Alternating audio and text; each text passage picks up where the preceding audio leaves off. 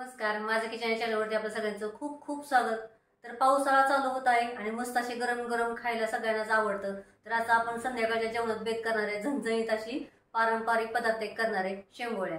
तर आताच्या मुलांना शेंगोळ्या म्हणजे काय माहिती नाही, तर तुम्ही त्यांना नक्की आवर्जून द्या खायला। छान अशी गरम गरम भाकरी भात आणि शेंगोळ्या मस्त एकदम लागतं। नॉनव्हेज वाले सुद्धा आवडीने खातील। चला तर मग आपण आता सुरुवात करूया। तर आता आपण वाटण करण्यासाठी 7 हिरवी मिरची घेतलेली आहे। तिखट जर असेल तर कमी तिखट वापरा। 1 चमचा जिरे घेतले, 1 वाटी धुवून चांगली बारीक चिरून कोथिंबीर घेतलेली, आल्याचा तुकडा घेतलाय आणि 2 लसणाचे कांदे घेतलेले सोलून घेतले।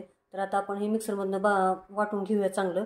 आणि जर थोडंसं ओबडधोबड झालं तर थोडंसं पाणी टाकून वाटून घ्या। 2 चमचे पाणी टाकून वाटून घ्यायचं आपण आता हे सगळं। तर आता आपण शेंगोळ्याचं पीठ मळूया। 1 वाटी ज्वारीचं पीठ घेतलेलं आहे, अर्धी वाटी गव्हाचं पीठ घेतलंय आणि त्याच्या निम्म बेसन पीठ घेतलेलं आहे 4-5 चमचे। म्हणजे 1 वाटी ज्वारीचं पीठ, अर्धी वाटी गव्हाचं पीठ आणि गव्हाच्या पिठापेक्षा निम्म पीठ बेसन पीठ घ्यायचं। तर याच्यात आपण आता थोडीशी हळद टाकूया, चवीनुसार मीठ, थोडंसं लाल तिखट अर्धा चमचा, 2 चिमूट आपण हिंग घेतलेला आहे, 1 चिमूट आपण खाण्याचा सोडा घेतलाय आणि अर्धा चमचा आपण ओवा घेतलेला आहे। आणि जे वाटण केलं होतं त्याच्यातलं आपण अर्धा चमचा आपण वाटण घालणार आहोत, बाकीचं वाटण नंतर वापरणार आहोत। आणि 1 चमचा तेल, कच्चंच खाण्याचं तेल वापरायचं, गरम करायचं नाही।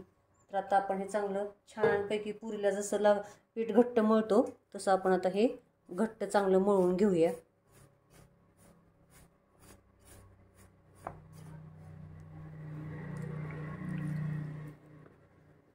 तर आता आपलं पीठ मळून झाले, घट्ट चांगलं मळले, बघू शकता। पातळ जर झाले तर याचे शेंगोळे बनत नाहीत अजिबात।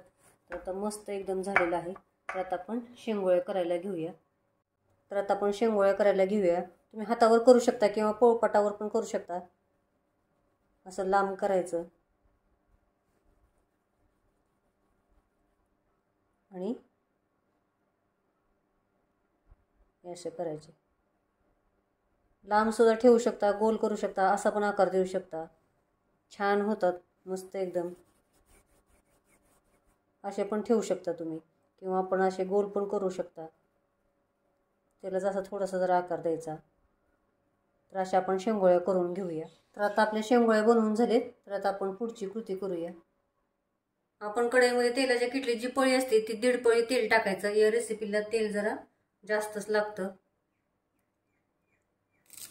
त्याच्यात आपण कढीपत्ता, 1 चमचा जिरे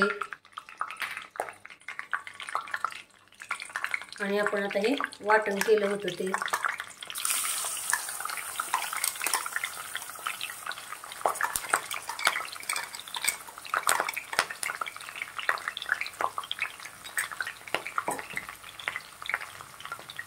त्याच्यात थोडीशी हळद, अर्धा चमचा आपण काळा मसाला घेतलेला आहे, अर्धा चमचा लाल तिखट टाकायचं। आणि आपण आमटी मसाला बनवला होता त्याच्या रेसिपी, त्याचा आमटी मसाला अर्धा चमचा घेतलेला आहे, चवीनुसार मीठ। आता छानपैकी आपण आता हे मसाला सगळा परतून घेऊया बारीक गॅसवरती 2 मिनिट। तर आता आपला मसाला पण भाजून झाला आहे। आपण एकीकडे पाणी गरम करायला ठेवलं होतं, 2 ते 2.5 ग्लास आपण पाणी गरम केलेलं आहे। तुम्हाला जेवढं पातळ करायचं आहे, घट्ट पाहिजे तेवढं तुम्ही त्यात पाणी टाकू शकता। आणि शेंगोळ्या शिजले गेले त्याला ते घट्टपणा येतो नंतर, आणि शेंगोळ्या शिजायला पाणी भरपूर लागतं। तर मी 2 ते 2.5 ग्लास आपण पाणी टाकलेलं आहे। याला एक उकळी आली याच्यात आपण शेंगोळ्या टाकूया। छान झाली बघू शकता तुम्ही।